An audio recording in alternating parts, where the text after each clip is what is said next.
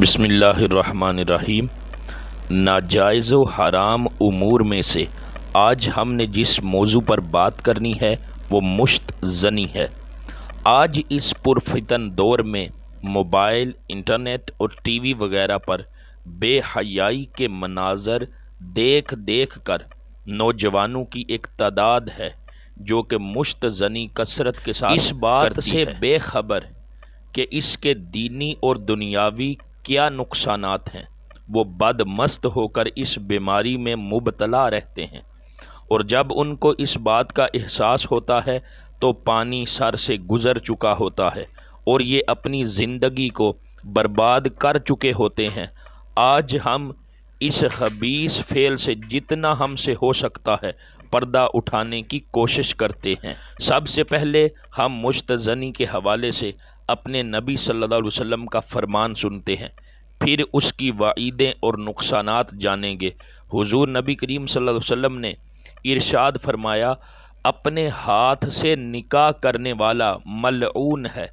اپنے ہاتھ سے نکاح کرنے والا یعنی مشت زنی کرنے والا لعنتی ہے۔ ہاتھ سے غسل واجب کرنے کے بارے میں وعیدیں، یعنی جو مشت زنی کرتے ہیں ان کے لیے، یہ مشت زنی کا فعل ناپاک، حرام اور ناجائز ہے۔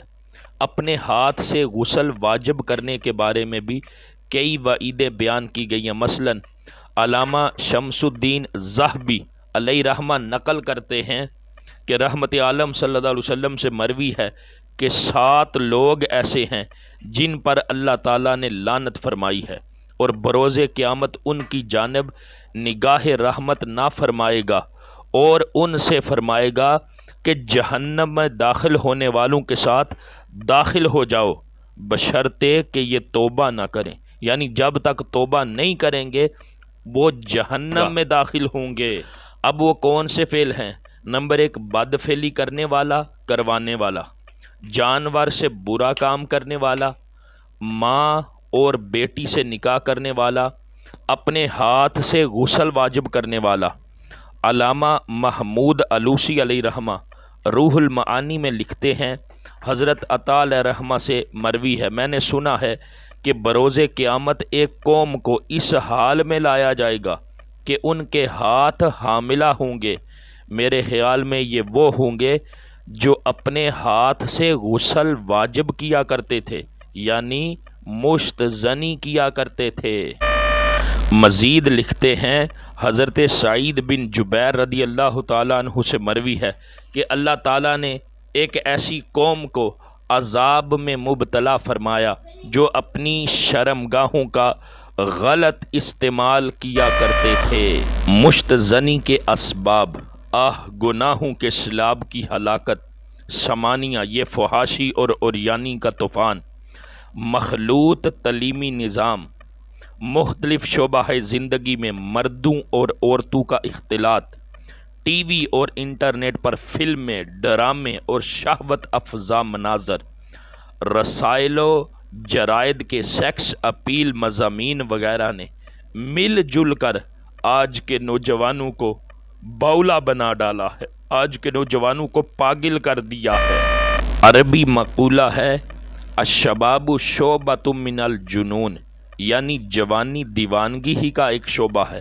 آج کے نوجوان پر شیطان نے اپنا گھیرا تنگ کر دیا ہے، خواہ بظاہر نمازی اور سنتوں کا عادی ہی کیوں نہ ہو، اپنی شہوت کی تسکین کے لیے مارا پھر رہا ہے۔ معاشرہ اپنے غلط رسم و رواج کے باعث بیچارے کی شادی میں بہت بڑی دیوار بن چکا ہے۔ امتحان سخت امتحان ہے، مگر امتحان سے گھبرانا مردوں کا شیوا نہیں، صبر کر کے اجر لوٹنا چاہیے کہ شہوت جتنی زیادہ تنگ کرے، صبر کرنے پر ثواب بھی اتنا ہی زیادہ ملے گا۔ اگر شہوت سے مغلوب ہو کر اس کی تسکین کے لیے ناجائز ذرائع اختیار کیے تو دونوں جہان کا نقصان اور جہنم کا سامان ہے۔ حضرت سیدنا ابو درداء رضی اللہ تعالیٰ عنہ فرماتے ہیں، شہوت کی گڑی بر پیروی طویل غم کا باعث ہوتی ہے، یہ لکھتے ہوئے کلیجہ کانپتا اور حیا سے قلم تھراتا ہے، مگر میری ان معروضات کو بے حیائی پر مبنی نہیں کہا جا سکتا، بلکہ یہ تو عین درس حیا ہے۔ اللہ عز و جل دیکھ رہا ہے۔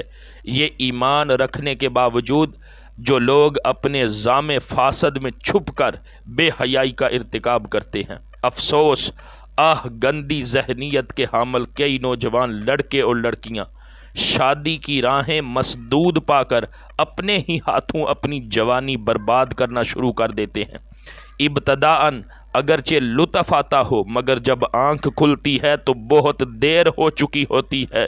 یاد رہے، یہ فعل حرام و گناہ کبیرہ ہے، اور حدیث پاک میں ایسا کرنے والے کو ملعون کہا گیا ہے، یعنی جو مشت زنی کرتا ہے وہ لعنت کا مستحق ہے، اور اس کے لیے جہنم کے دردناک عذاب کا استحقاق ہے۔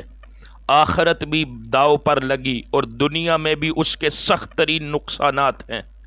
اس غیر فطری عمل سے صحت بھی تباہ و برباد ہو کر رہ جاتی ہے۔ ایک بار یہ فعل کر لینے کے بعد پھر مشت زنی کرنے کو جی چاہتا ہے۔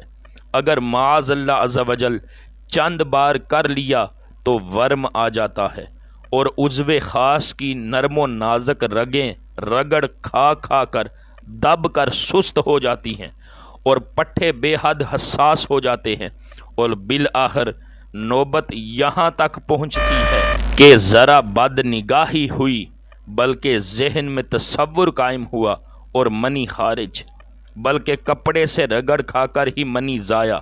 منی اس خون سے بنتی ہے جو تمام جسم کو غذا پہنچانے کے بعد بچ جاتا ہے۔